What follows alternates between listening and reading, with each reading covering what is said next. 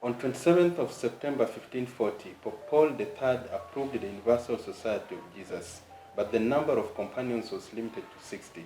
10 years later, on 21st of July 1550, Pope Julius III, in the bull Exposit Debitum, allowed the numbers to grow, and these numbers sought frontiers as far as Ethiopia, and this led to the founding of the region of East Africa. We are talking of Tusker, Tanzania, Uganda, Sudan, Kenya, and Ethiopia region that gave birth to the Eastern Africa Jesuit province. This year, we are celebrating 40 years as a province and 50 years as a region. If you make a coincidence, 1540 and 1550, it's a good history to tell, but I'm not a good historian. And so, my name is Vincent Opio, the Jesuit Scholastic on Regency at Radio Kwizera. With me is Fr.Leo Amani Masawe, a man who has lived these two experiences, both as a region and as a province. But who is Leo Amani Masawe? My name is, as you say, Fr.Leo Amani Masawe, and I'm very happy to have this opportunity to share my experiences with everybody. My feeling at this time, when we look back to the history, 50 years history as a province and 50 years as a region, from the time this place became a region, the time it became a province, my real experience is, what I'm feeling now is a sense of gratitude, a sense of joy, and a sense of wonder and amazement at all that which has happened in the last 50 years plus. So I'm Fr.Leo Amani. I come from Moshi, and I joined the society in 1970. And those who joined the society at that time, only 3 of us were left: Father Groom Tesfaye, Father Valerian Shirima, and myself.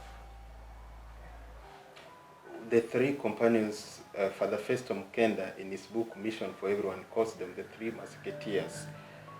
And so we would like to know your vocation up to the time you joined the society on 8th of June 1970. Can you briefly tell us your vocation story? Yes, I say the province as we look at it now is really a miracle. It's a miracle. If I can say that God has been really working manifestly in this province from not only 1970 or 1976, but even before that. Before that, remember there was practically nothing here in East Africa in the 1970. There was nothing. Oh, there was something very little here where we are doing this interview now. The Jesuits first came here in 1963. But before that, we had the 2 Indian Jesuits from Karnataka, Father William Picardo, and Father Lewis Matthew, who left immediately. But Father Picardo was joined by Father Aloysius de Souza. To cut a long story short, these were joined later on in 1968 by Father Gomez, who was really the one who took interests in local vocations after the call from Father Arupe, and he invited young people to join the Society of Jesus. So there was the first batch which joined in 1969, but all of them left later on. And the second batch was 1970, and of that batch, as I said, there are 3 of us who are still there. Yes. Father Festo recounts the story of 2 boys, Father Valerian Shirima and Fr.Leo Amani Masawe. How was that? How was it difficult to join the Society of Jesus? Yeah, I say my vocation is always really some mystery about it. Both of us were studying at the St. James Junior Seminary in Kilema, But as time went on, maybe in response to the prayers from Mwanza here, Father Gomez and others were praying so hard for vocations, and we started feeling attracted to something greater, something different, something more serious, spiritually and information. And it happened that the two of us were interested in the Society of Jesus, and the mystery is we did not know that Jesuits existed in Tanzania. We didn't know that. Our spiritual director, though, encouraged us, enough. We had learned about the Jesuits from books and so on, and that's the only source, really. Until one day, two Indians entered the seminary. And they happened to be not only Indians, they were Christians, and not only Christians, they were priests, and not only priests, they were Jesuits. And we said, this is God's doing, really. So immediately we met them, and they were encouraging. And they said, if it's God's will, maybe you can become Jesuits, but it depends on the local bishop. And the local bishop, when he got to know about this, he was very reluctant, really reluctant. I don't want to use his name, Sipendi, which means I don't like, but that's really what it was. He didn't want us to join religious life, and much less become Jesuits. But in the end, there was correspondence between us and the superior and so on, and the Spirit kept encouraging us.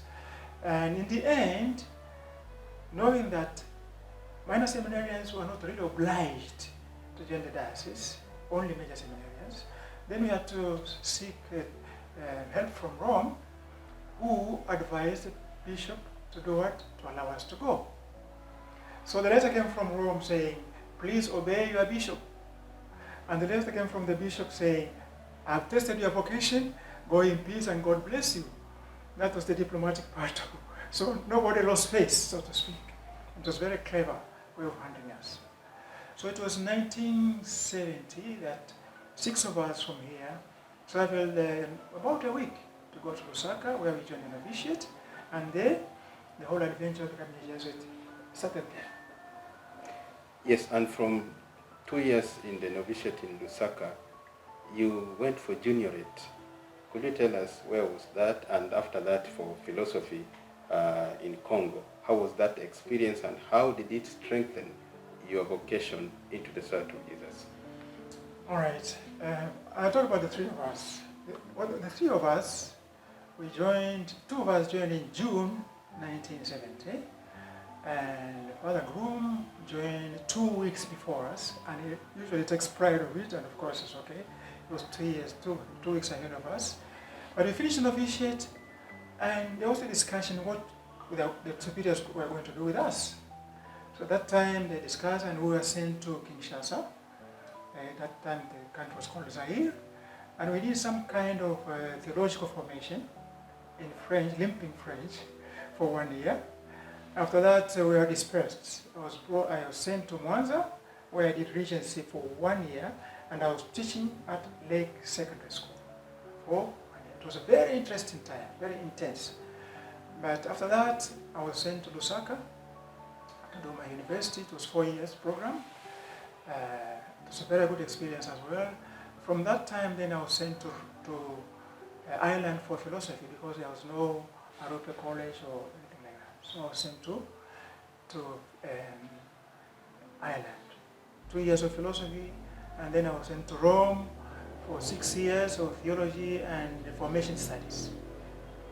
I was ordained in 1982, of course, by the late Pope John Paul II. That was done in Rome.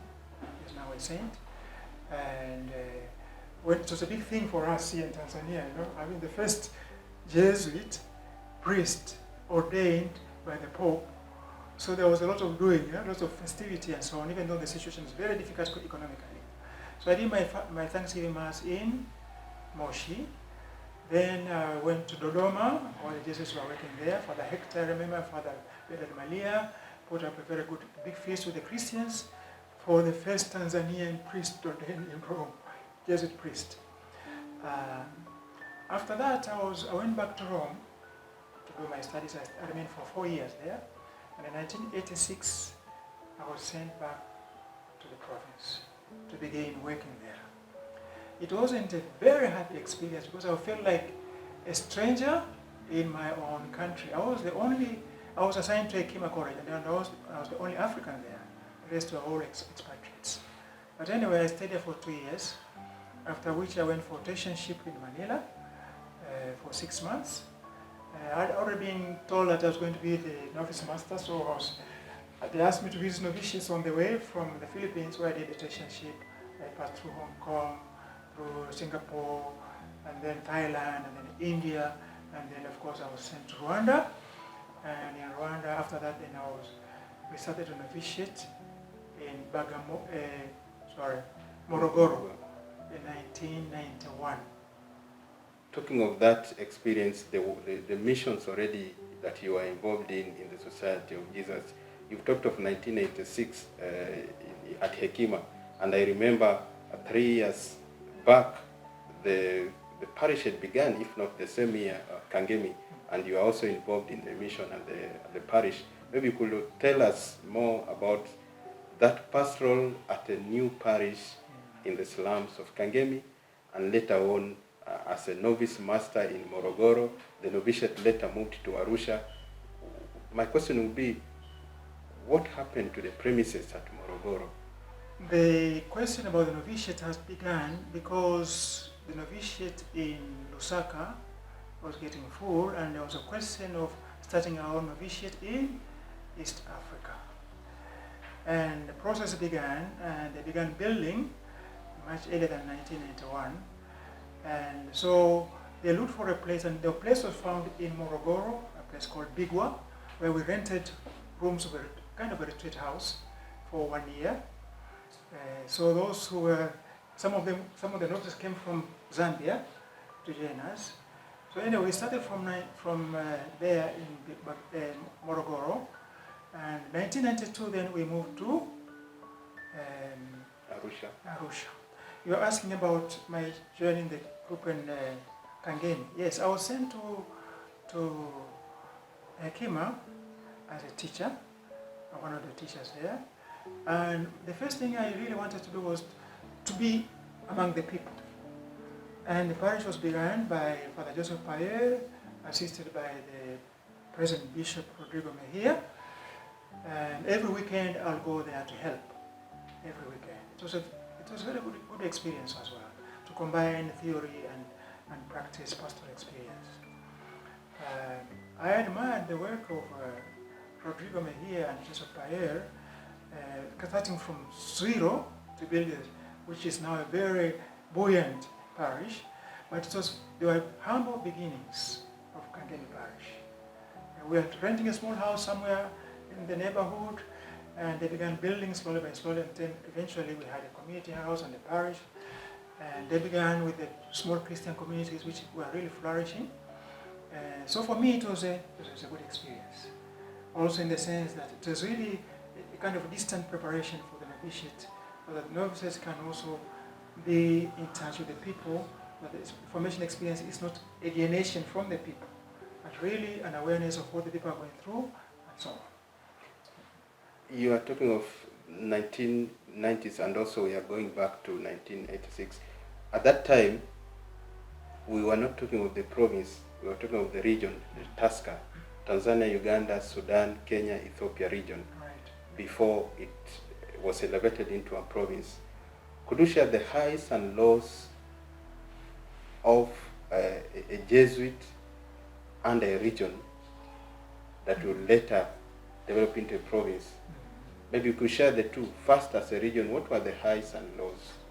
The wars in this region in Sudan, civil war, and then of course 1978-79, there was the Uganda war, Idi Amin war with Tanzania, and then of course 1994, the genocide brought in a lot of refugees. So it was a difficult time. It was really a difficult time. But that didn't slow the society from growing. The numbers kept coming in. So 1976 onwards, the province, this area became like a magnet, attracting so many missionaries from all over. Okay, mainly of course from India, from Goapuna, from Ranchi, and then from Karnataka. And eventually in South Sudan, we had South Sudan now, but then to Sudan. Many Jesuits came from Detroit province, and Detroit province was very strongly linked to our province. Later on it was joined by Wisconsin province to support the province. So the Detroit Jesuits helped in the schools in Sudan. In Tanzania and Uganda, we had these Indian Jesuits in Tanzania, and in Uganda we had Jesuits mainly from Malta. And here we shouldn't forget the name of Father Paul Malia. In Tanzania, we shouldn't forget the name of Gomez and Austin Miranda, who really promoted vocations and sent young men to officiating in Lusaka until we got our own officiate in 1991. Talking of Jesuits from across different countries, I mean, Malta, talking of India, talking of the United States. We are in Ethiopia, talking of the French Canada province. Yes. Before you started coming in, the natives from the region. Yes. I think there was a desire to come together, and that was prompted basically by Fr.Leo Amani, if I'm not wrong. Yeah, who with the help of a certain Father Victor Mertens, who was his assistant, it was necessary to come together, to work together, because in Ethiopia things were very difficult with the Mengistu regime. In South Sudan there was these wars, So so idea of forming a union in the 5 countries came in, and I think it was inescapable. Yeah, it was inescapable. But it wasn't easy at the beginning, to put different provinces of origin together. But as Jesuits are supposed to learn to live together. And in the end, it worked out very well. Our first regional superior was certain Father Polycarp Topo. He was regional superior for 6 years. He was succeeded by Father Louis Plamando, who was regional superior for 2 years and then became provincial for 4 years. He was the new provincial of the province. The 31st of August 1976, when we became a province. We didn't go through the process of vice province, which showed the necessity of really moving very fast to become a province. Of course, at the beginning, before 1976, Tanzania at that time was under Goapuna. And with the wind of independence, the young people didn't want to be under Goapuna. And that's actually increased the pressure to make this a region, right? And so that sense of independence was there from the local, Jesuits. So it's flowed naturally from that point. Yeah. Let's talk about as a province you become independent also financially, but there were donors on board. Yes. How was that, living, relying on the donors and also trying to make your apostolates grow so that you become sustainable? Yes, these days we are talking a lot about financial sustainability, which is the right thing to do. But in those days, we really had to seek help. The provincial, the regional superior, and the provincial had to seek help from outside. And here I must mention with gratitude the provinces of Detroit and Wisconsin. They came in a big way to help us. And later on, of course, they phased out. And since we have so many Jesuits from this region, we had to find our own way of standing on our 2 feet. And there was this question of trying to find ways and means of becoming financially sustainable. But at the beginning, we were really helped out by Detroit province and Wisconsin. But also there was some help from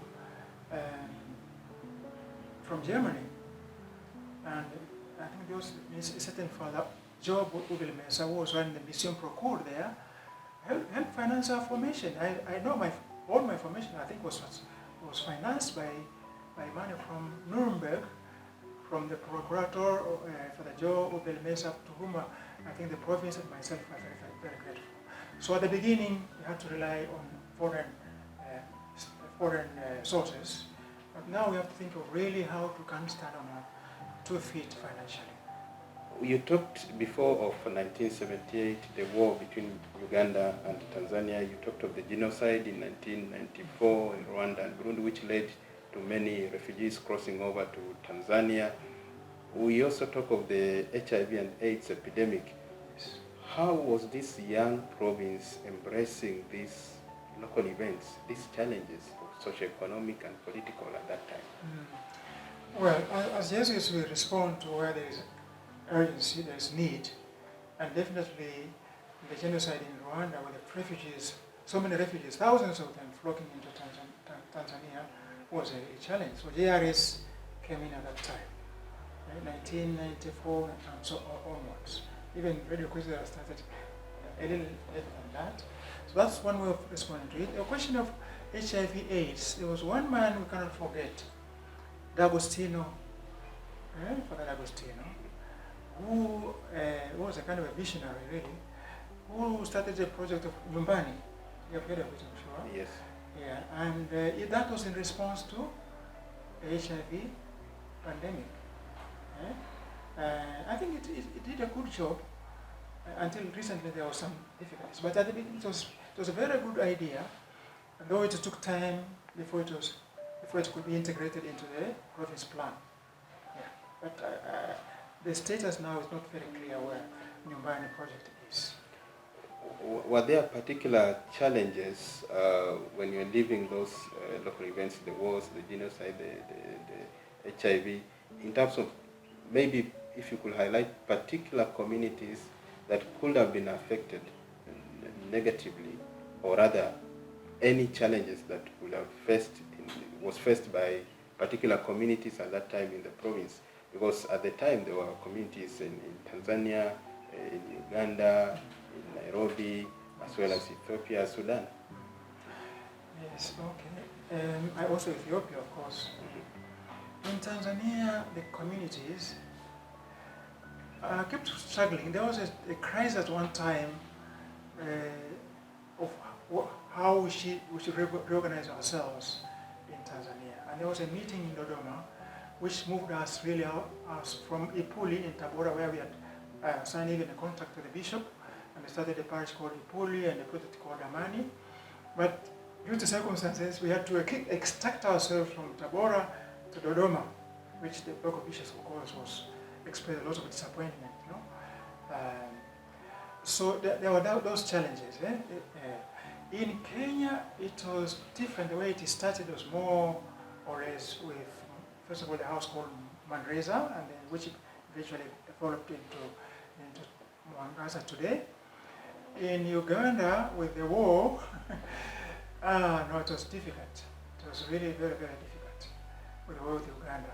And Idi Amin had problems with the missionaries. In Sudan, which now is South Sudan, they had to almost practically move out. They had a school in Wau, and they had to close it. Here we should remember the name of Josh Bitoski and people like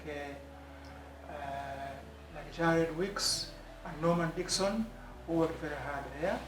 But they had to move out of South Sudan and find their way into Kenya.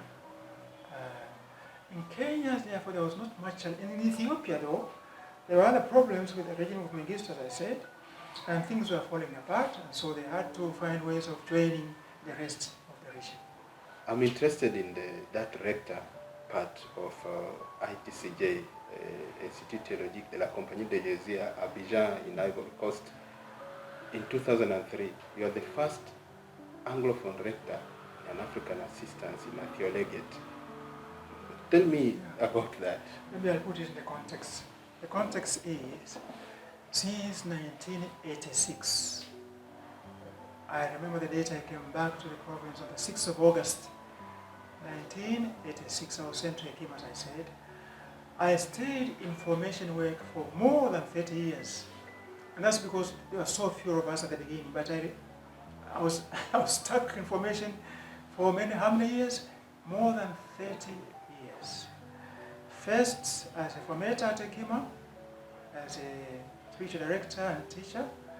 Second, of course, I did my internship after that.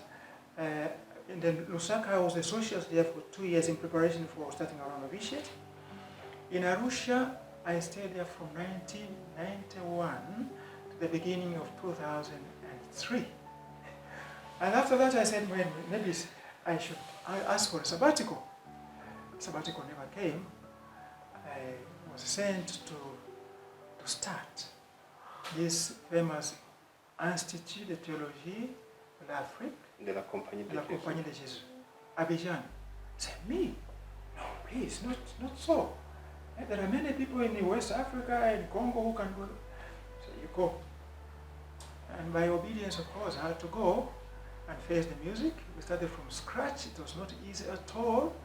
Those 6 years I stayed there were really one of the toughest times of my life in the Society of Jesus. First of all, we have been moved from Anglophone area to Francophone. You've been moved from a simple novice master to become a rector with theologate. You know, from one culture, you so to speak, to another culture. But that's what Jesus means. You have been ready to go where you are sent. So I went there, and it was not easy, as I say, but in the end, I finished my 6 years. And today, I'm very happy to say that ITCJ is a flourishing Jesuit theologate. This transition, a novice and a theologian, forming someone who you expect in few years' time will be out to minister. How was the experience? Maybe the highest moments, the lowest moments in your formation as a rector to theologians in Abidjan. As I said, it was not an easy. The transition wasn't easy at all. It was not easy at all. I mean, you had to go with the eyes closed, so to speak, really. And we did our best, and God did the rest. You know, really. And St. Joseph was I resorted to, because he formed Jesus, I resorted to him to pray for me to really do the work that the Lord wants me to do there. And but I had people who were collaborating. The scholastics were very understanding. Some of the professors were also very understanding. And there was a Father Michel Istas, who was the dean, who was extremely helpful in organizing the academic part. But the formative part, or the other side of it, I handled it.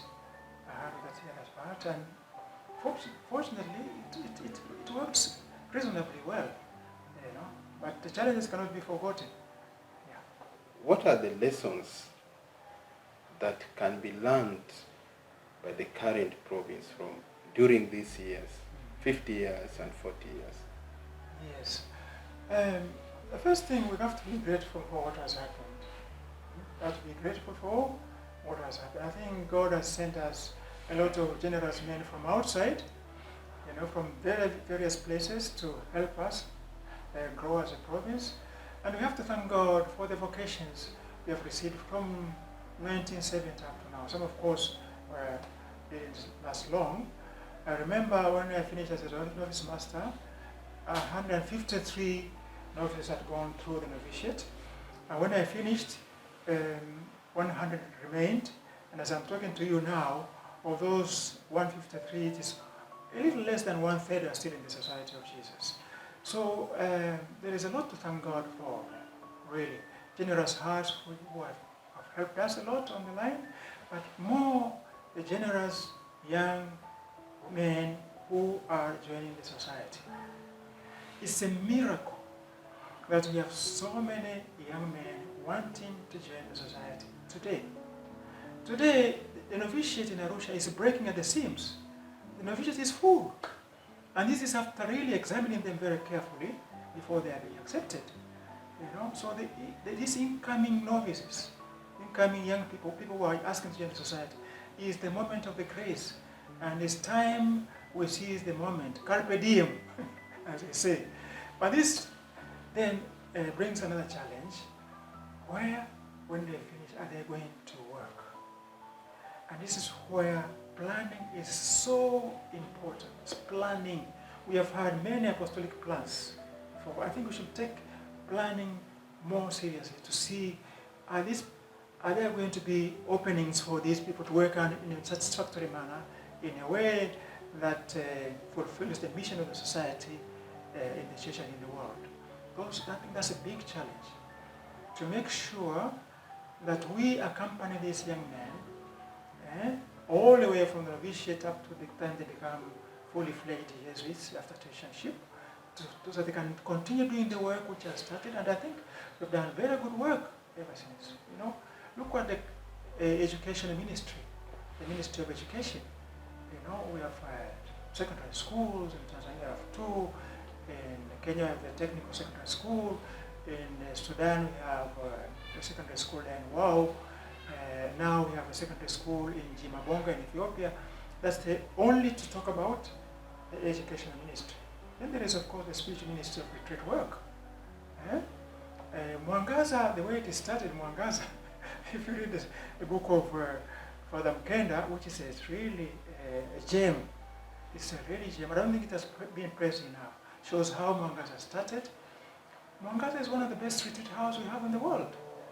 I think probably the most frequented retreat house in the whole world. So these are things to thank the Lord for. And these have to be continued by young men coming in. Now we are passing on the torch, as it were, but unfortunately we have people to pass the torch to, but the society has to grow. We're going to be mark timing or just satisfied with the status quo. No, we have to grow. In the spirit of marriages, we have to improve, to find better ways of serving the people of God in this part of the world. We have few years to leave this UAPs up to 2029 since 2019, as confirmed by Pope Francis the late.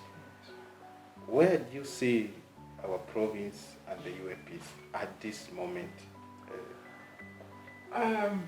No, there is definitely, we are responding to them, especially in the first one of spiritual exercises and discernment. The gift we as Jesuits can give, which is unique to us. Again, people need to be prepared for that ministry. The second one of the poor, to accompany the poor. Yes, the poor will always have with us. And as people who are out of our poverty, we should really be giving preference for the poor people. That's why we consider Sudan as a place most in need, and that's a priority, an apostolic priority in the province. So there's a response there, of course. And then the third one on the youth. Of course, I respond the educational ministry is for the youth, you know. And our parishes, which is, I think, is a significant contribution we are making, our parishes, also we serve the youth there. The fourth one is more complicated because it requires really more attentiveness to our environment. It's a vast program, but we can engage in tree growing, in making people aware of how we are affecting ecologically in a negative way. That requires education, to educate people to that. But in general, I would say that we have to prepare our men from the novitiate onwards to become more aware of these universal apostolic preferences. So they grow up in the society imbued with the spirit, if not the fact of the UAPs. Before we finish, I would like to ask you this tough question. You have lived these 40 years and 50 years as a region and as a province, respectively. You have talked of strategic planning, and I will bring in the action plan. Put yourself in the one who calls shots. What 3 things will you advise the province to do? Focus on formation. Because the novitiate, you find a very good spirit. The problem is not in the novitiate. The problem is in the subsequent years of formation, where, if I'm not mistaken, of course, and the accent is on intellectual, academic formation, but the other dimensions of community life and apostolic life and so on should not be forgotten.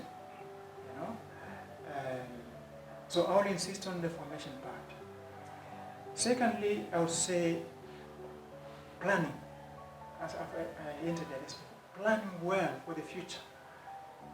God is giving us all these generous young men. I think we need to plan to engage all of them meaningfully and apostolically in the ministries. Then I would say the third one is this financial difficulties. You have to plan well to be financially sustainable. And that's a huge challenge, I think. And I think I'll focus on those three. Maybe we need to grow more on the community life. Community life.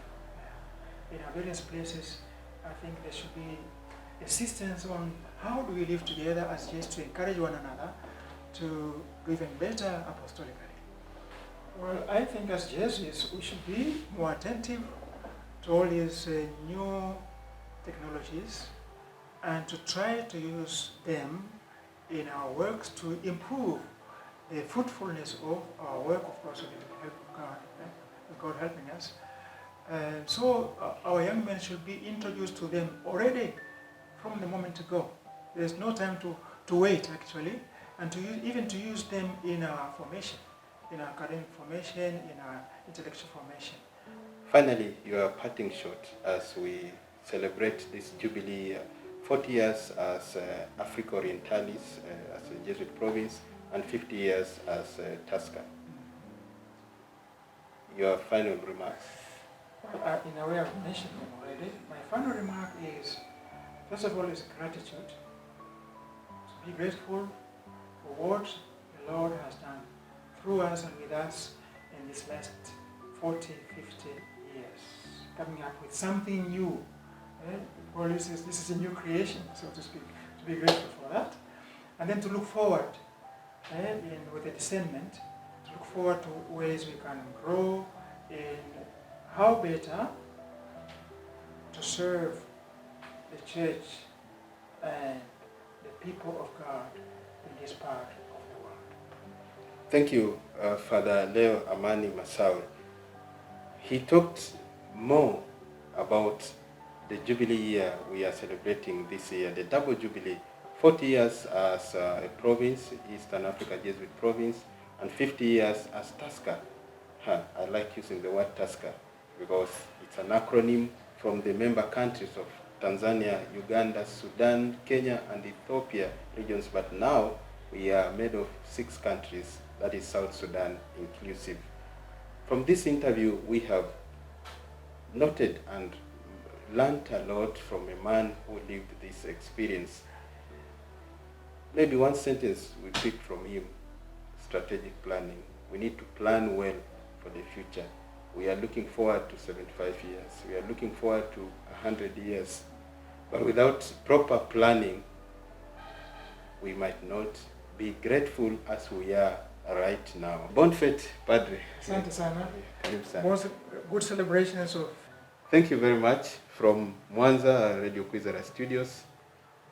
We wish you a good Jubilee year. Double Jubilee, actually. Bon fete.